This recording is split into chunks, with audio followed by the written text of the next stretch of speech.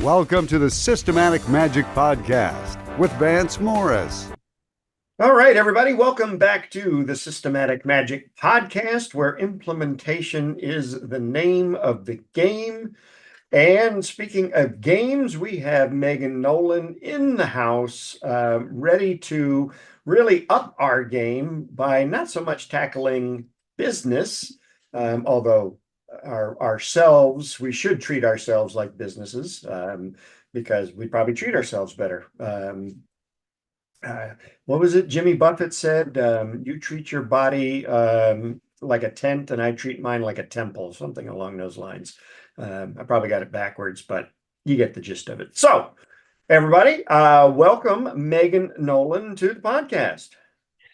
Hello, hello. Thank you so much for having me. It's so great to be here. Yeah, no, this will be awesome. So I have not had somebody who is in really the holistic health field on the podcast yet, and I think I'm kind of remiss. I know, really. What's going on? So, we focus so much on business all the time, we forget to take care of ourselves, and so I think it's important. So tell everybody who the heck are you, and what do you do, and let's hear it. Well, I got to say, I'm really honored to be the first. Yay. Thank you so much. So I agree with you 1,000%. And that's exactly why I do what I do. So I am leading a global movement of people who care so much about how they feel that they make time for themselves every day by taking little power pauses, little moments for themselves with themselves to really keep their tank topped up, to keep themselves, full and ready to show up vibrantly. Because as a business, you are your brand. You're the driving force, you're the common denominator. But as you said earlier, oopsie, sometimes we forget that, and sometimes we forget to make it a priority. So I help people to do that without a complete lifestyle overhaul, without it taking hours, and in fact, learn how to cultivate calm on command in any situation in literally just minutes. So I'm a personal trainer, yoga instructor, mental fitness coach, and I bring all of that together, and I've been doing this for 19 years. And for me, I like to make it fun, which is why I know we connected on that element as well. Yep. Because life can be really serious, and let's bring more playfulness to it. And that's really what I love and I'm honored to do. Yeah, my kind of fun outlet is in my copywriting. I spend quite a amount of time doing that for myself. I don't do it as a living because then I would hate it. But it really is an outlet. And you mentioned two things in your intro that I want to make sure we touch on. One is time and how we use it, and then what you called a power pause. Talk to us about that.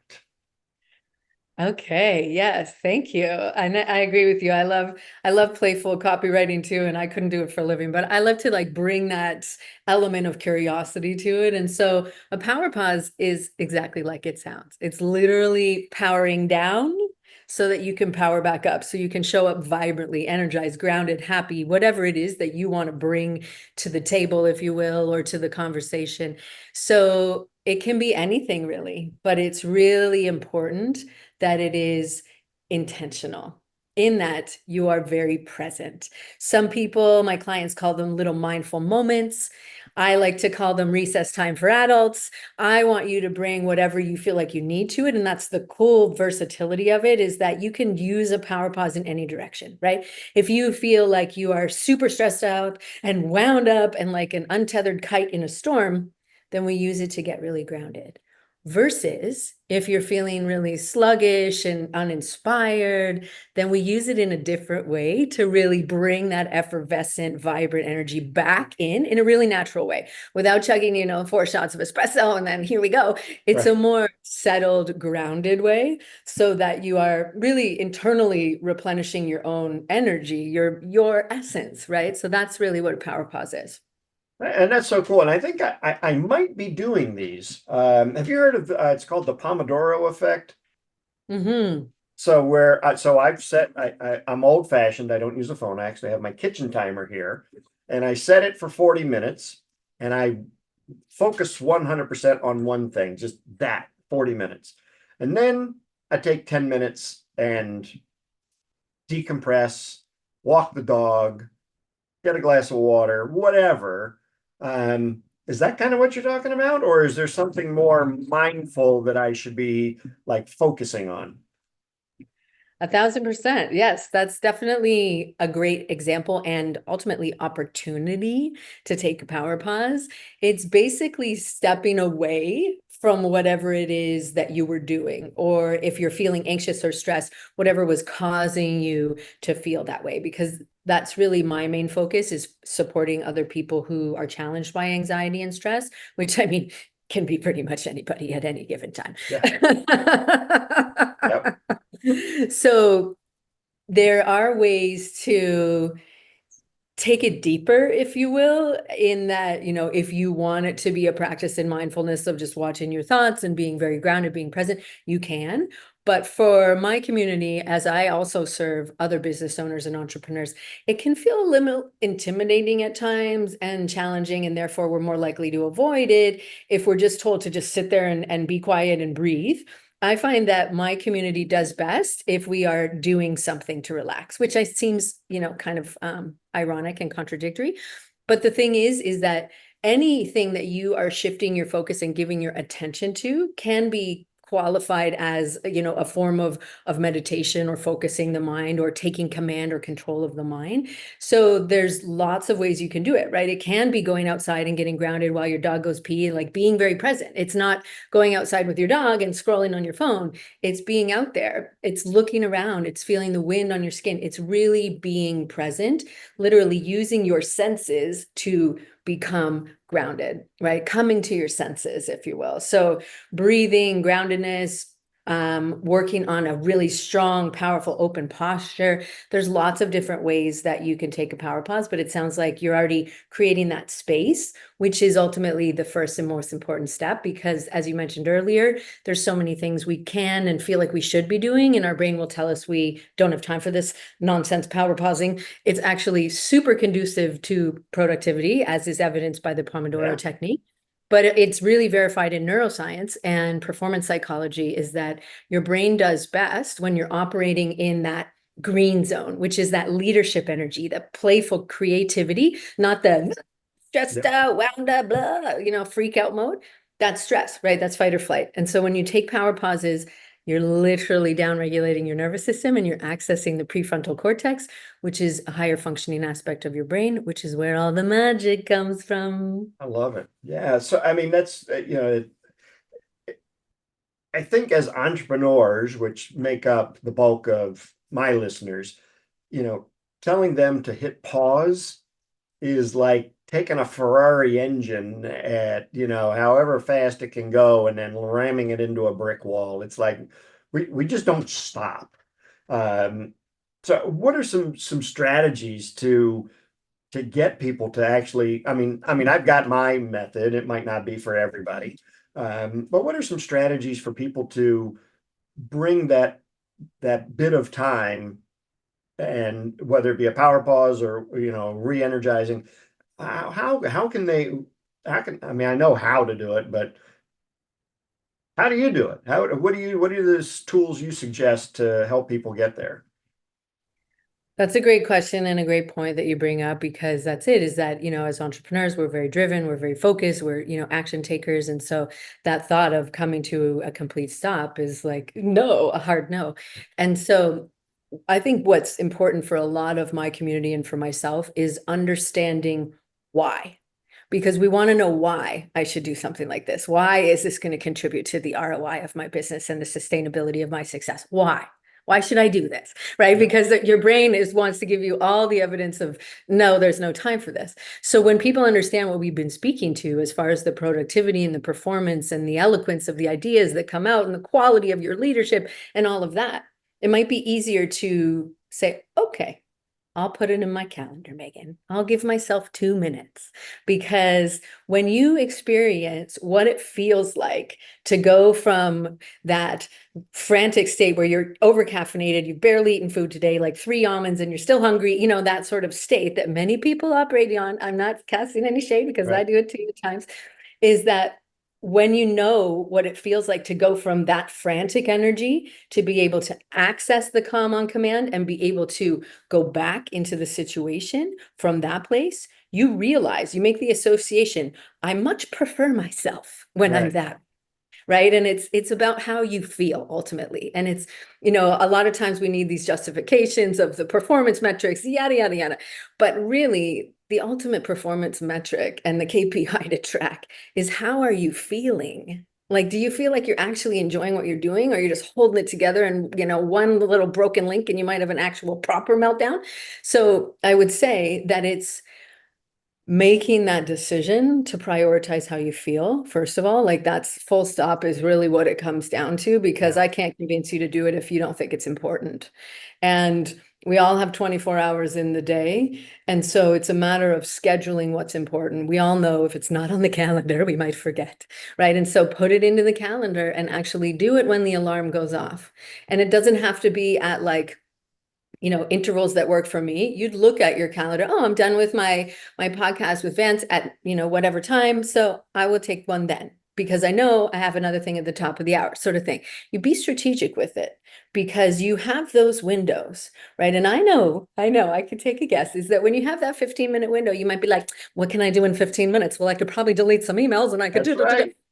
I know, we're very similar. Okay. We're an interesting bunch, but I would say make that decision, schedule it in, and really look and ultimately really feel how you feel after you do this, because then you can make that association, a positive association between that action, what you just did, and the effects that it has in your day. So you mentioned something, and I'm paraphrasing. I think you called it frenetic energy, or spastic energy, or something. One of those. How do you channel that? I mean, so that you can be productive. I mean, if your brain's racing like a Ferrari, how do you take that massive energy and channel it? And if you want to use the Ferrari uh, example, is, how do you control it? I mean, what are some methods that people can, really figure out how to control that energy so that it is focused and not like, squirrel, that kind of thing. Well, that's a great question, because that is, what it can feel like. It can feel very frenetic, very frantic, very untethered is another word I like.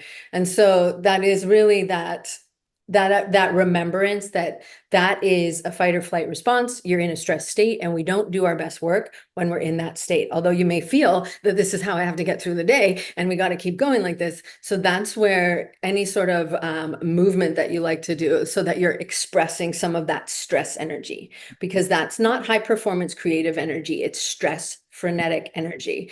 And so that could be going for a walk. If you don't have time for that, that could be doing 10 squats. It's like that moving, burning through the fuel, if you will, to use the Ferrari analogy, burning through the fuel, because we know more fuel is used when the vehicles or planes start off. So using some of that energy here, you can do breath work.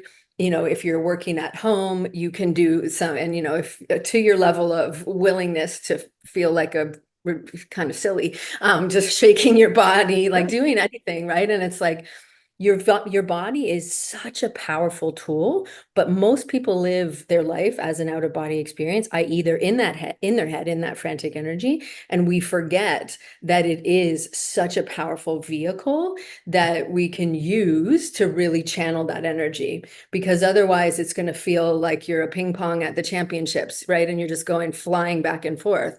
So that's any sort of movement or breath practice is really, really powerful for people, because you can't think your way out of that state.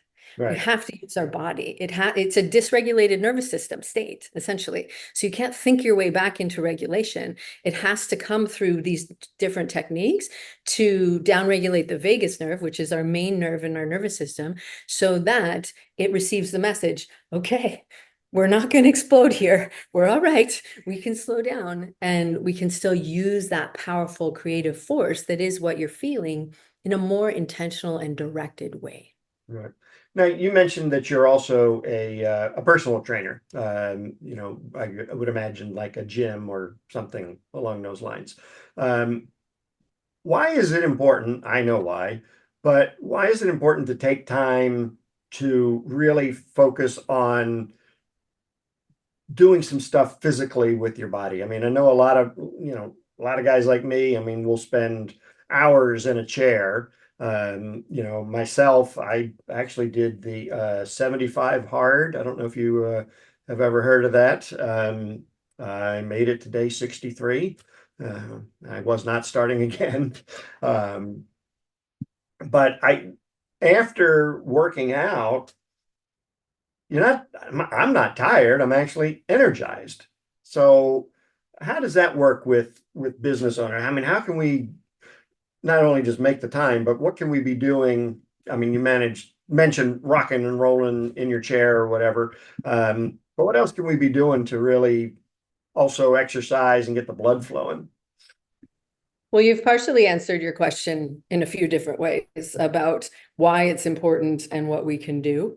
First and foremost is the sedentary nature of our modern world, especially for business owners. Most people spend most of their day sitting down, and that's taking a toll on us energetically, emotionally, physically. We could talk about that another time, but you probably heard the sitting is the new smoking because Yeah, it's right. that many health risks, right? And so that's why this is important from a physical sustainability perspective. But to take that a step further, as a business owners, we are our brand. You are the one that leads the team, writes the content, does all the things, right? The word there is you or yours. And so you're essential. But yet, if we are treating our body as an afterthought, that's not going to be conducive to actually enjoying everything that you've created along the way, ideally, right? Not just at the finish line, but even getting to the finish line. You know what the vehicle is? You know what the Ferrari is? Yep. It's your body, Yep. and so it's like to get to the finish line and get the gold medal, you're going to need your body. And Yep. so why not remember that it is that outward expression of who you are and how you feel.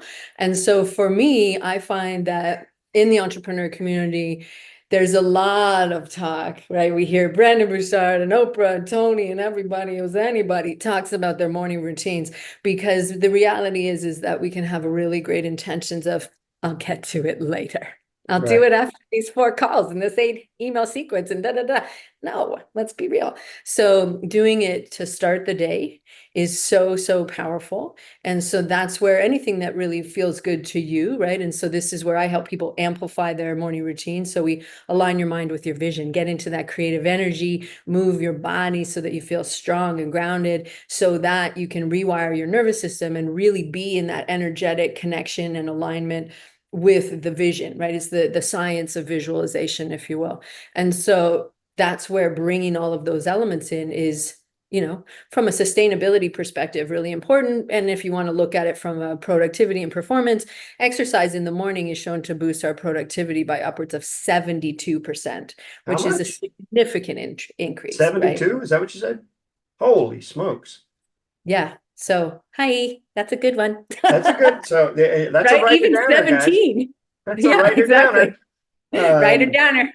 writer Yeah. And downer, really, that it is amazing to me. I just today I was a rotator cuff tear. So mm, I'm I'm angry because I can't swim anymore. Until it heals or does whatever rotator cuffs do. Um, so now I got to rethink my whole morning routine because, well, I used to swim a lot. So it's kind of thrown me off my game. I love what you said. Sitting is the new smoking. I had not heard that before, but let that sink in for just a second. Do you think we're going to get warning black box warnings now on our chairs that says, don't sit too long? we should. And I can't take credit for that. That's from research based in the Mayo Clinic here in the US. So they're well respected as far as what they bring forth into our understanding of the human body. But yeah, That it's is it's that should scare the living crap out of everybody, a thousand because percent. we all sit, some more than others, some longer than we should. But wow. So what are some methods that you use, maybe while you're working, while you have that energy level, to maintain it? So it's not like peaks and valleys of energy, but it's a nice, consistent, all right, I've been productive for 40 minutes. What are some strategies folks could use? Yes. Well, I know you love great stories and fairy tales. And so the modern reality tale that I tell people is called Sleeping Booty and the 7 Sneaky Symptoms of Sitting Too Much.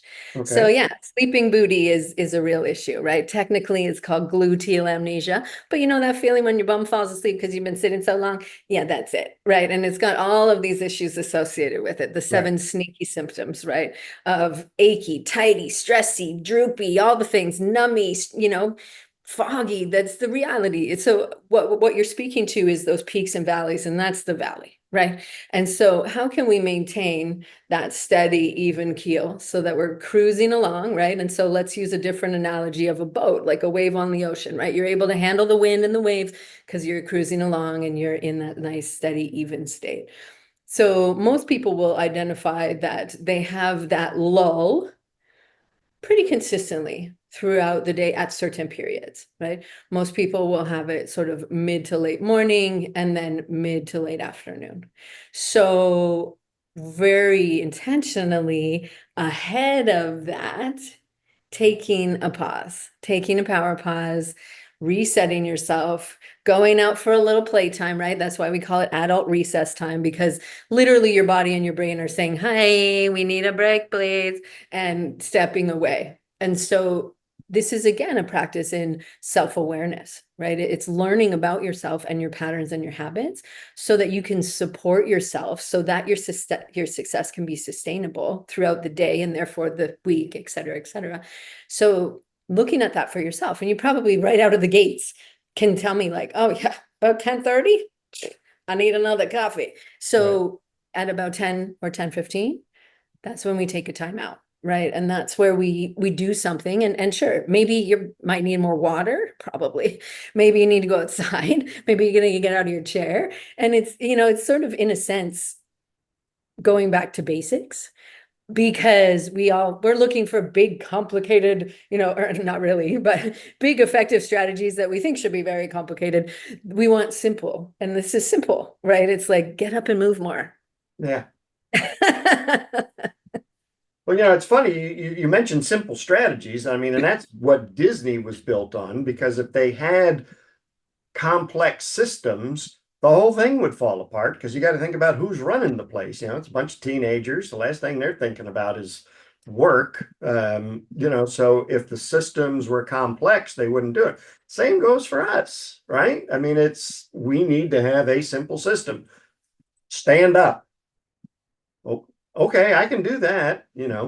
Put the fork down. Great, I can do that too. Help. Actually, that was the big thing at Weight Watchers for a long time was just telling people, just put the fork down.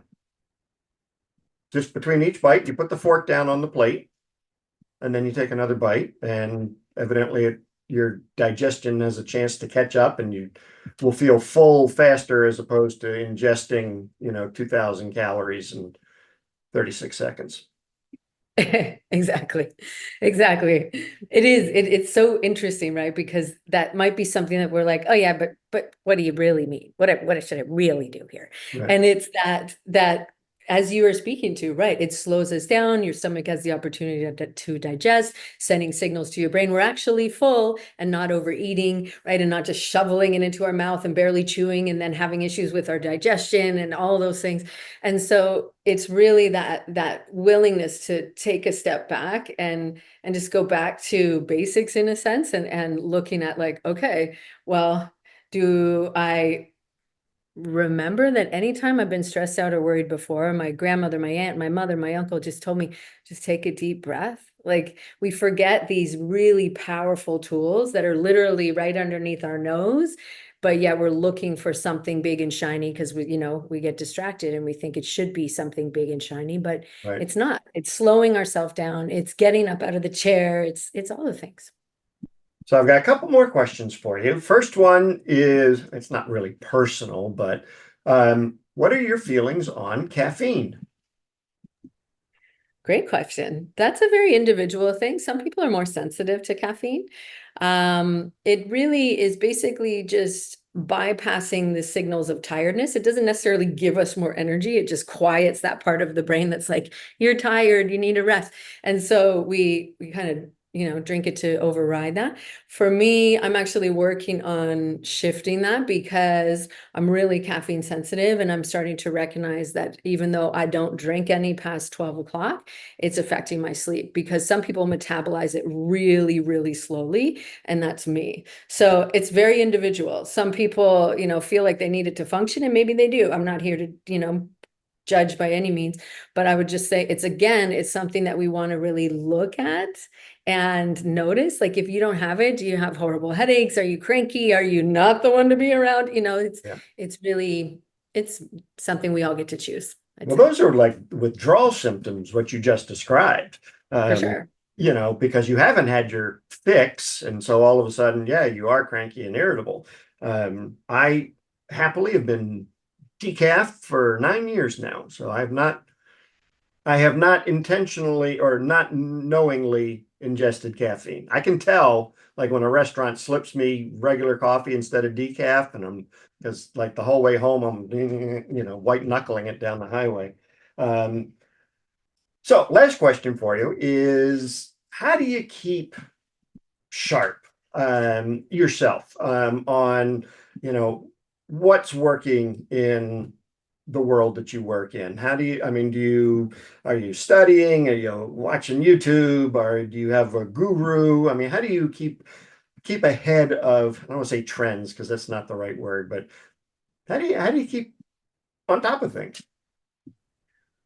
I love that, because I would definitely consider myself to be a lifelong learner, and I really love to learn and be present. And so for me, it's always speaking with my clients as well as community members, of learning what's happening with them and for them, and then going deeper on that and looking at how the vast array of tools I have can support them, but also tools and evidence and research that's coming out that's validating those, or maybe shifting our perspectives. So for me, it's a practice of always learning. I have a nervous system coach that is really helping me to understand that within myself, but also from the perspective of being a business owner. And as someone that supports that, it's a really beautiful sort of flow of the information that I can learn and then embody and then share and pass on. So that's a way. And then being really consistent with my own self-study as far as my practice of yoga, so that it's always a curiosity, right? And it's whether it's new information or old information revisited or seen for the first time.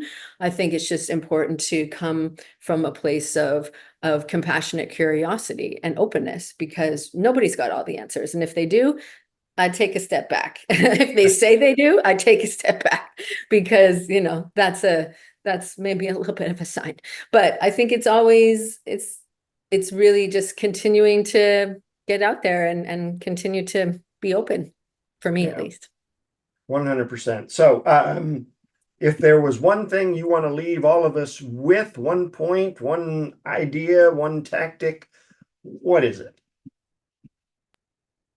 That you are the driving force in your business and in your life, and taking care of you has the highest of the highest ROI, because it is impactful in all areas and parts of your life. And ultimately, and I believe most importantly, in how you feel and how you get to live each day, because each day compounds. And when we get to the end, most people will tell you, when they look at people that are at those last moments, they don't regret. They don't regret, like, all of the things that we think are the most important. They regret not slowing down. They regret not being more present. They regret not enjoying their life a little bit more. It's not the, all of the awards and all the things that we think are going to matter. No, that's not what they tell us. And so I think it's really important to take power pauses, slow down, find joy, find playfulness, and really look at life from a more open-hearted, curious perspective, because sure, it can be serious, and running a business is a lot, and there's a lot of stressors potentially involved. I'm not undermining that at all, but it's about the energy that you bring from within yourself, ultimately your nervous system, that really is so, so important. And so that's what I would leave us with. Very cool. Thank you. And if people want to learn more about you and the services you provide, where can we find you? What can we do? Sure. Well, a great way for us to get connected is if you go to Gift from Megan, and I have a great gift for you over there. I'm working on a new one, so it'll be updated soon, depending on when we come out. But it really supports you as a human in being able to take these little power pauses throughout the day so that your tank can stay topped up and be the Ferrari that you are and get to the finish line and enjoy the magic on the other side. So Cool. Gift from Say it one more time. Gift with Gift from Megan.com. giftfrommegan.com. I would say I could remember that, but I'm having difficulty already. But I will make sure that that is in the show notes so that everybody who is driving right now is not frantically trying to type in the web address. Yes. Very cool. Well, this has been fantastic. Megan, thank you so much for being here. I hope it was worthwhile for you. It was certainly worthwhile for me. I thank you for being here. It was so fun. Thank you so much. I really appreciate your time and being able to connect with your community. Cool. All right, gang. That was Megan Nolan. And I am Vance Morris. And remember, you won't profit unless you implement. And we will see you on the next show.